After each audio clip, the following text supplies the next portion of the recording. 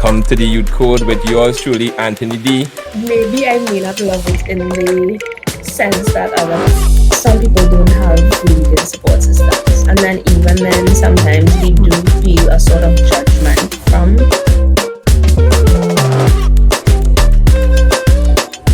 All right, so welcome to another one. Welcome to the Youth Code with yours truly, Anthony D.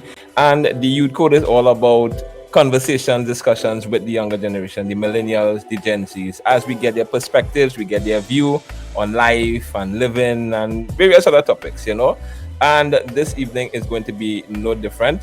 And I have a lovely young lady with me this evening, and we're going to be talking about health and wellness and what that looks like from the millennial perspective. All right. So this evening is entitled Health and Wellness, the Millennial Chapter, as we discuss with this young lady, what does that look like? What is the importance of living healthy? What does healthy actually look like on a day-to-day basis? All right. So let me invite at this time Miss Royan Warwick, and I'm going to allow her to introduce herself further. So good evening, my dear. How are you? Well, thank you so much for having me. Good evening. Yes, It is nice to it's be my here. pleasure. So I am Royan Warwick. I am educator by day and night, one of the younger millennials. So if we have that, one of the younger millennials, and Yes. self-proclaimed lover of all things education and all things fitness. All right. Say that one more time. I self-proclaimed one. Let me hear that. A self-proclaimed lover of all things education and all things fitness. All right. Why you use the term self-proclaimed? Let me hear. Well, I mean, you have to toot your own horn, right? But maybe I may not love it in the sense that other people may see as, okay, you're an avid lover of this thing, but I think in my own understanding of what I like and what I'm interested in, I would call myself a self-proclaimed lover of it. Okay, all right. It's cool. You're entitled to do that, right? Now, let's start off. I want to ask you, what in your perspective, when you think about health, what comes to mind when you think about health or being healthy? I think a general level of being physically, mentally, and overall have some level of fitness. But the first thing that comes to your mind is not being sick and being what we would like to call a healthy sort of size or physique more than anything else. Right. But overall, we know it really covers a lot more than just the physical aspect of it. Okay, all right. Is there any I'm using the for want of a better term, any health ritual or tradition that you have been using over a period of time? For physical health or all areas of health? We can start with physical, that's fine, because I know health is really a broad topic and we will be touching just a few areas. So we can start with the physical, I exercise fairly often. So I think that is a big thing for me. Most mornings I tend to exercise except for when I fall off the wagon. So that is something that it sort of primes my day. So it helps mentally as well. It just feels like you have a good start to the day. And then generally, as you're getting older, we know that health means much more in terms of how we feel and that sort of thing, as opposed to just how we look. So biggest health thing is probably exercising often. Okay. So in terms of your perspective, did you always have this perspective concerning your physical health as something that, I'd say did it come sometime afterwards? I grew up in a household where I saw my mom doing Fit for Life. I don't know if you remember Fit for Life. That used to be on TV. It had somebody. Who was the facilitator? There were a few. One in particular was I can't remember her name right now. I just remember a brown skin, Douglas, very toned looking woman who, in my mind, I wanted to be like when I grew up. I grew up seeing my mom doing that and walking in the mornings, trying out gym classes and that sort of thing. And so me seeing that kind of continued with me. Okay. Now it Okay. differs me with everybody else in my household, so it's not like everybody kind of bought into that. But for Mm-hmm. me, seeing my mom doing that, and I would be going behind her and doing whatever exercises they're showing on the TV and that sort of thing, Yeah. that just stayed with me. Okay. So was it like was it fun at the start and then became something as you see that is an innate part of your life, or is it still fun? It's a mixture of both. Like, I Yeah. think once you do it at a high enough level, stops being fun. And Oh. it's not that it loses all of the fun, but there are times that you're like, okay, what am I doing here? Why is this hurting so much? But Okay. it's just because you're performing at a higher level than just, okay, Mm-hmm. let me just, if you skip rope for 2 minutes, it's fun. If you're skipping rope for 30 minutes, now it feels a lot less fun as it Okay. continues. But for me, it definitely feels that way. It just feels like a nice constant, if that Mm-hmm. makes sense. So in terms of the involvement, well, for you, right? I mean, I know you shared in terms of the perspective that it based on maybe the time frame or the intensity to which you're involved Mhm. in this physical activity, that it could be fun or not, right? But for you, is it that there is a balance that you look for? Is it that you go for that high intensity workout so that you can maintain that level of fitness that you want, or is it that it's something that is just you do it because you know it's good for you? I enjoy weightlifting. Like I Okay. enjoy that more than anything else. Mm. So I think out of all, that's the one that I gravitate more to because Right. personally for me, I hate cardio with a passion. Hmm. But so while I enjoy certain things, it's also that okay, I know this is good for me. Yeah. And even when I look past like vanity metrics, feeling like okay, I am this size or I'm this weight, as you Hmm. get older, there are certain things that you do that you're like, okay, I'm only able to do that because I exercise often. Like I'll Okay. give you a random example. Someday I was parked at the side of the road. I had to parallel park somewhere, and because of the amount of things they had on the pavement, I could Hmm. not open my car door to come out. So I had to climb over to the back seat of my car and then open the passenger door to come out. And only after doing it, I'm like, I could only really do that because I'm physically in a good state where I could maneuver my Oh. through my seats and do that. So Okay.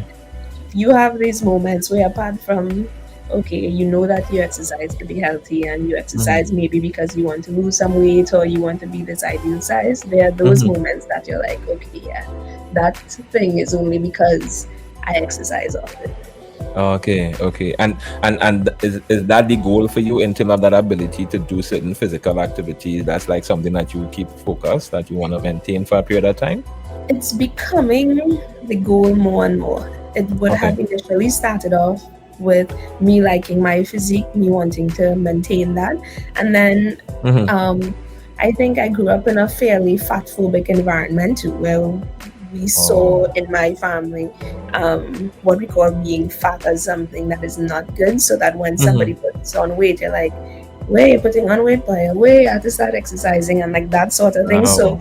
it's Yeah. like it's kind of ingrained in you that you don't want to be a particular size. So I think Mm-hmm. it started off with me just exercising because I like a particular physique and that's the Yeah. physique I want to maintain. And then as you get older and you realize, okay, there are other benefits of this. Yeah. It just feels really good to be able to lift an insanely heavy amount of weight. Yeah. That the goals kind of shift into being something about vanity, Mm-hmm. into being like more holistic. Oh, wow. Does diet play a role in that as well, in terms of that approach to living? Definitely. Now I'm fairly undisciplined as it pertains to but it does. Fitness people always advise that it's like 80% diet, 20% gym work and exercise. Diet plays a Oh, really? huge Okay. role, which is why a lot Okay. of people might be exercising for an hour 5 days a week and Mm-hmm. then eating foods not in moderation at all, and then may not see progress towards whatever goals they're working towards because Right. diet is really significant. Oh, okay. Because it's one of the things I've always thought about, because I mean I'm not self-proclaimed. I love being active. That's one of the main things. Mhm. I've always enjoyed being active. So hence I've always been involved in sports, some type of sport, for whatever period of time. I will exercise and those type of things, right? Um, but I hear people. Sometimes people have these goals, these intentions that they have in mind. Might be to lose weight, might be to have a particular physique, whatever. And because there is this new notion, and I'm saying new because when in my time of what people would have been looking at in terms of physical fitness, which gym and weight was like the main thing. There was no if buts or maybe. If it is the city look like you want, this is what you had to do. This is what you had to eat. This is what you Mhm. had to drink, and during this period of time. But now I know that there is consideration for what they call cheat days. Right? I'm sure you're familiar with it. Ah, yes, you're familiar with it, right? So everybody has a cheat day or a cheat moment or whatever, and that has always been something for me. I've been thinking, but if it is that you have a goal, why would you want to consider having that one day moment or time or snack or meal that you want to, but here's the question. That was me on a small rant. But the question is this: in terms of persons who may have certain goals, because as I was surprised when you said that's 80% diet, and 20% in terms of your physical activities. How would you converse with someone who has a particular, let's say they want to get to a particular weight, they want to get to a particular size, but they know that they're struggling with they have this particular meal or snack that they really enjoy. Um, what advice or directive will you give to that person in terms of them accomplishing what they want to accomplish and being able to treat with this vice that they probably have? Vice. I'm using it as for what I, that's for whatever better too. I completely understand. I think the best program is whatever you can stick to. Okay, I like that. So for some of us, not me, but for some of us, we could just be like, okay, I am going to just be insanely strict. I'm going to measure how much rice I'm eating. I'm not going to drink any alcohol. I'm not going to drink any sugary drinks, and I'm going to stick to whatever is this plan that I'm working on. Yeah. And that's great. But for some of us, we need small wins, or we need things in moderation. Yeah. So Okay. let's say, for example, I really like Coke. That I would do to help with that is I would drink Coke Zero because I get the feeling and the taste of the Coke without all of the sugar. Or Okay. you say, okay, I'm having a good, well balanced meal, and then I'll have a little dessert. Like I might cut my Black Forest cake into 4 slices and take one of those for. Or some people, they're able to be strict Right. Monday through Saturday, and then on Sunday they're like, okay, I go and eat Sunday lunch with pie, macaroni salad, pasta salad, That and did that did cheat day right there. Yes. Yes. That exactly. did cheat day. Yeah. So what the way that the science or the data has progressed is that they realize we're essentially glorified machines where it's really just energy in versus energy out. So Oh. once the energy in is Mm-hmm. um, less than the energy out, you're going to be able to, if it's lose your 10 pounds or whatever it is you're trying to do in that regard. Okay. So that as long as you make sure that your things line up with whether you do a cheat day or you do small snacks during the day or however you choose to do it, as long Yeah. as that maths sort of works out, Mm-hmm. then you'll be good to go. So it really is about whatever somebody can stick with. But there is a lot of judgment. I do see a lot of judgment with when people are eating certain things, especially if the people don't fit into what we consider the ideal sort of size or look, then there Right. is a lot of hate with that. But it really is about what you can stick to. Okay. Okay. How because I know you shared about, that you would have had your own individual experience on having to deal with social media and managing how that impacts you. But how do you mentally address these issues, or emotionally, how do you address them and treat with them and ensure that they don't take you to a bad place? So the first few times that I think I noticed it, so sometimes I would have noticed it with friends. Yeah. And Okay. then I have to remind myself that I do genuinely love these people and I'm happy for their success. Okay. And it's not that it has to be that just because they attain this that I should attain it too. Okay. So that's one thing. Another thing is that but some of these people who I follow, like even in the fitness realm as well, who have these insane physiques and they seem like everything is just working for them. And Right. then because I follow them, I would see that they have some horrible autoimmune disease.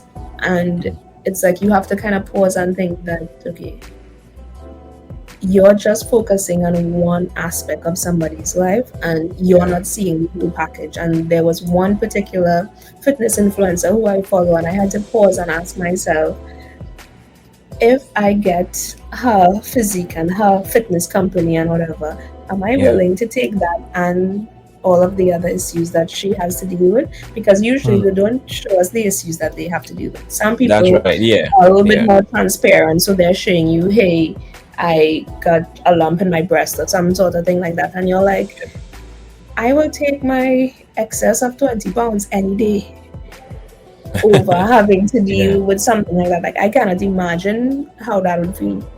So it's Yeah. remembering that you're just seeing parts of people's lives and you can't just glorify all of that and compare yourself to that when you don't know what is the other side of that. And then three, I Right. think it's just reminding myself that we've been brainwashed a little bit, that we need to have certain things in Hmm. order by a certain age. And then I would Yeah. look at an older sibling and realize, okay, they're over 40 and they seem young still. It's not like they seem like they're at the end of their life and they're walking with a stick.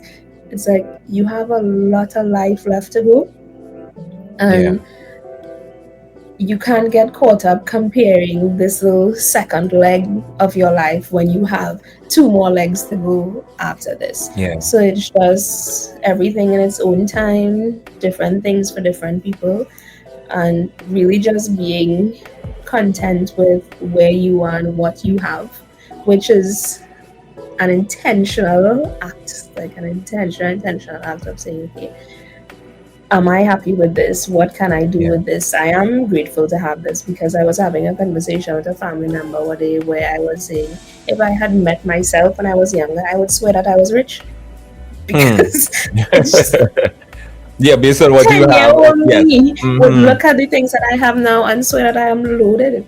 Yeah. And now 31-year-old me is like, "Wait, I wish I had this," or I wonder if I could get this, or hey, look, this person has this, without realizing that the things that we have now, whether it's in terms of health, fitness, physical things, are things that you wanted your whole life. It's just we keep moving the goalposts. So we kind of forget that these are things that we wanted all the time Yeah. and things that we thought that would make us happy, you know? Hmm. Yeah. You know, people have really not realized. I always tell people personally, I said, always remember, after social, there's media. Media, that little word there, there's a reason why it's called Mm-hmm. media, right? And people buy into that reality, right? And one of the things that I've realized is that people's mentality are shaped based on what is being presented to them. I mean, marketing strategy, and we know all of that is in the mix there to get you to buy into something. Now, because so many people, as you were saying, there are so many people who are looking at at people at different junctures in their lives, and you see them doing this, and then you're asking yourself, no, what's wrong with me? What is Mhm. something, why it is I'm not where they are and whatever. And because of that, as you said, that big word that you just use, contented, and being content, and I'm saying it's a big word, because really and truly people don't understand how significant it is to be contented where you are. No, it does contentment doesn't necessarily mean satisfaction. It Mhm. just simply means that you understand, this is where I'm at now, and I'm projecting towards something. But this is just where I'm at right now. And because you have understood the fact that I am just here in this time and season in my life, but I do have a projection, and I'm gonna work towards it. I don't need to be stressing myself over trying to figure out what it is that other person is doing. Mhm. You know, because as you rightfully say, many persons are just feeding the media. It's like a show. Let me give you all what I want you all to look at. Mhm. This is what I want you all to pay attention to. This is what I want you all to enjoy. But in the Mhm. background, you don't know what it is they are actually really dealing with. Yeah. And there are people who I realize that mentally end up in a really, really bad place. Now, I want to just touch on, because I know this could take us into a whole other podcast episode, right? But in terms of therapy, right? What is your view on therapy? One, and then secondly, um, how important do you think that therapy is for persons who have reached a place where they're disillusioned, they're discontented, they're frustrated, and they feel as if life is just crashing all around them, simply because of what it is they have allowed themselves to be convinced by. But so those are the two questions. What is your thoughts on therapy, and then in terms of its involvement in terms of trying to help persons come out from that place where they might have found themselves in. I'm definitely pro therapy. I think it's different for each person because I've been in therapy already, and I think depending on the extent of, I mean, to use a word that people like to throw around, depending on the Yeah. extent of your trauma, in whatever sense it Right. is, Right. that would affect the, I guess, the depth and the frequency and the Hmm. duration that you would need therapy for, or that it's advised for you to have therapy for. Right. So I think that it's a big, big, big help. Um, some people don't have really good support systems. And then, even then, sometimes we Hmm. do feel a sort of judgment from your support system. Like, they'll do anything for you, but it's a bit hard for you to go and tell your mother or your grandmother, yeah, I've been feeling depressed because this person posting this thing on social media. It's not necessarily something Yeah. that they could resonate with, and they'll Yeah. be like, what you have to feel any type of way about. So, Yeah. an unbiased third party is a big, big help. Now, access to therapy is another conversation entirely, because therapy Yeah. is expensive and it's not covered by insurance. Hmm. And depending on how, let's say, how often you need sessions and for how long, that's a Yeah. big bill that is hard for somebody to cover, especially if it's somebody who, let's say, you already feel behind because financially you're not where you want to be. Yeah. It's a lot for you to fork out a few $100s every week Yeah. for a session, especially if things are that dire that you need it. You need it Um, consistently. Yeah. exactly. So maybe if things are not as horrible for you, once, I don't know, every other week, every 3 weeks, and then as things get better, you space it out a little bit more. And then if you use your health facilities, the public health facilities, you'll get an appointment for next somewhere. Yeah. Yeah. Yeah. Somewhere, sometime. Yeah. Let's leave it So just like that. yes, Somewhere, yes. So this sometime. system is very Yeah. strange.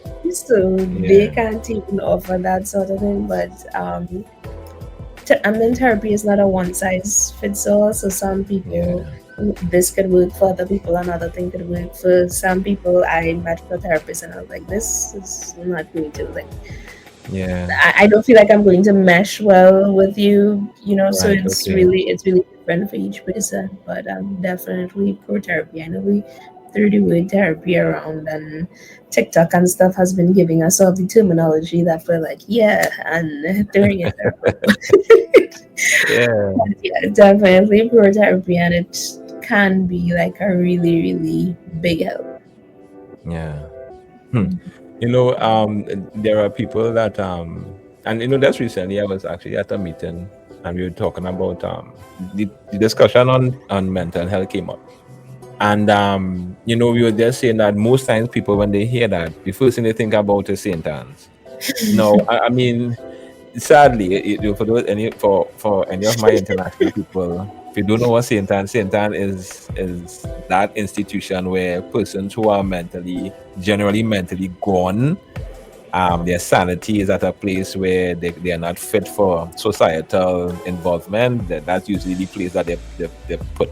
But from what I learned, right, because I have a good buddy of mine, who's there, big up my boy Travis. He's a nurse there. And in simple conversation with him, he shared with me that it's not just about having people who are in that mental place where they can't be in society generally, but he was saying that there are people who are just struggling with things, and it's a place to kind of rehab them so that they can be again find themselves comfortably back into society. But again, because of the fact that when you hear about therapy or you hear about Mm-hmm. mental sickness, right? The first thing you think is somebody who gone stark crazy and mad, and they had to be strapped down somewhere. you know, That's kind of what I envision when we talk about sentence and this you stuff. think that, I think it's like when things are really far gone. I didn't yeah. know that there were people who are not that far along the spectrum. Yeah. There are people who actually like for example, I mean not to digress too much, but even like in cases where somebody commits some sort of act, and they damages someone, kills someone and all, and the judge might realize this person was in a mental place that was not healthy, which caused them to commit the act. As such, they are sent there for some time, right, to be treated, and then based on the evaluation from there, they're then given judgment and stuff. So, Oh. but again, we in our society, it's a bit taboo, Mm-hmm. But the sad reality is that I was sharing with some friends recently that there are so many young people that I have with, and I mean young. The young people Mm-hmm. I'm seeing walking around, walking on the streets, and they're out of their minds. They really they're gone. You're Mm-hmm. seeing it in their physical presentation of themselves. The things that they're doing on the street and stuff, and you see that they're gone, and you're asking yourself, what this young person had to deal with so that but as you were saying, there is a lot, and Yeah. you know, I I one of the things, because I have a daughter, we clash a lot of times on mental health things, right?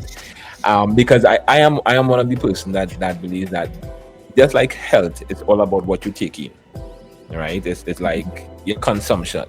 So I believe I kind of put part of that principle towards mental health as well. Mm-hmm. What are you consuming is it actually helping you to be healthy mentally, emotionally, or is it causing you to be unhealthy? And you have to be Mm-hmm. able to to recognize that. But time is running away on us. But I want to I do want to get from you, Royan. For a young person, how do you integrate all of these different aspects, your mental health, your emotional well-being, your physical fitness, how do you work towards making sure that each one of these areas are well taken care of, it being fed, it being addressed, if there's a level of focus and commitment towards ensuring that they're in a good place in each one of these areas? How Mm-hmm. do you do it, as an individual? How do you do it? I wish I had like a really nicely packaged answer to give you. But it really is a sort of making it up as you go along. So Okay. you sometimes you kind of slip up with one, or you Mhm. realize some time is passing and you haven't been able to exercise, or you realize that depending on what's going on in your life, it's making you feel overwhelmed. So sometimes it's reactive. Hopefully, most of the time it doesn't get to that. So Yeah. exercising often, coming off of devices and going outside, like Yeah. literally a walk 5 o'clock in the evening for Mm. half an hour, going to the beach with friends, picking up your phone and calling a friend who you haven't spoken to in a while, Right. literally just going outside. Or if you like to read, I like to read. You pick up a book and you read. Nothing, it doesn't have to be anything deep. It could be some romance novel, but whatever it Right. is, just to get out of your head and whatever you're focusing on, Yeah. because it really is just about whatever small things you could do here and there Yeah. that make you feel kind of rejuvenated. But most of it is just making it up as you go along. And with everything Mm. that's going on in life, sometimes you fall short with certain things. So then Yeah. when you realize, okay, I realize I've literally just been working nonstop for the past however long. Let Mhm. me try to do this particular thing here to help decompress or to help offset that.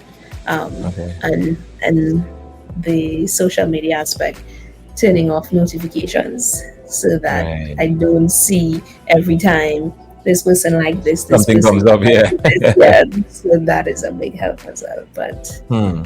that is it, making it up as you go along and trying to always gauge where you are, how you feel, Yeah. and then do whatever you think you need to do in that moment. Okay. Do you have any like one particular habit or ritual or traditional thing that you have established for yourself that is like a go-to when it comes to maybe having a tough day, you're feeling this particular way, is there anything that you're like, hey, I need to do Going for this? a run, going Going for for a run, like going for a run or going swimming. hmm. And going for a run most of the time is more accessible because you have to like jump in the car, go to the pool type of thing. Yeah. But going for a run, now I hate running. I tell you, Oh really? I hate running. But somehow, after running and you feel like you're dying there, Hmm. everything just feels like really clear and really light. And everything that felt like a big burden before just feels so much better, and you have so much more clarity. For me, anyway, Yeah. that is like the, while I won't run for fun, for that, I definitely choose running. Because it gets you to that place where you need to be quickly, kind of thing. Yeah, exactly. Yeah. Because as much as like I love weightlifting doesn't Mhm. necessarily get me to that place. But running until like there's nothing in here at all, Yeah. that that definitely works for me. Okay. Is there anything in the past that in now 2025 that you're doing differently that is definitely contributing to you being in a better place that you could readily identify?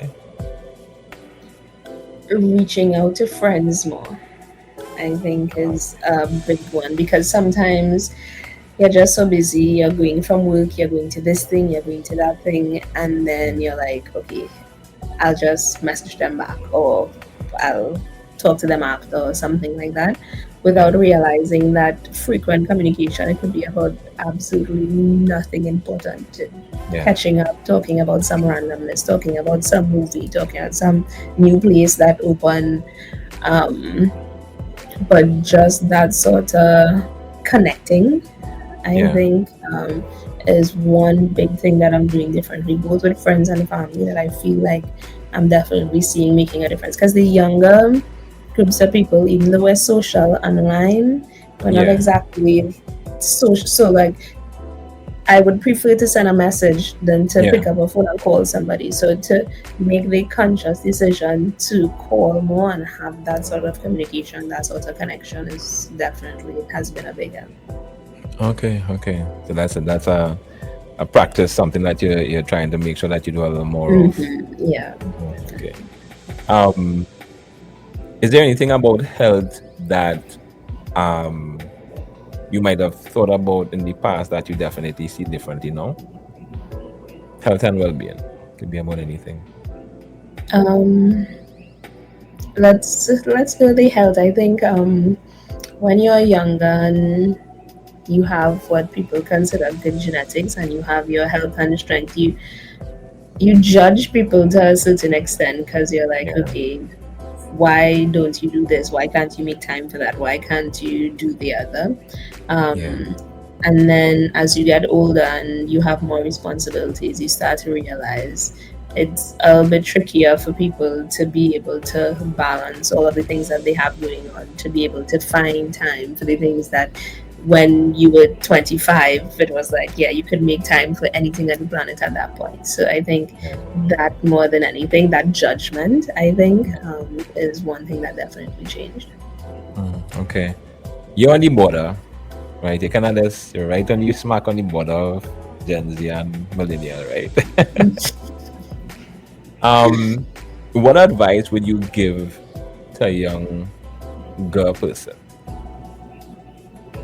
about generally being well? One thing that you feel like you want to just leave with them and say, hey, think about this.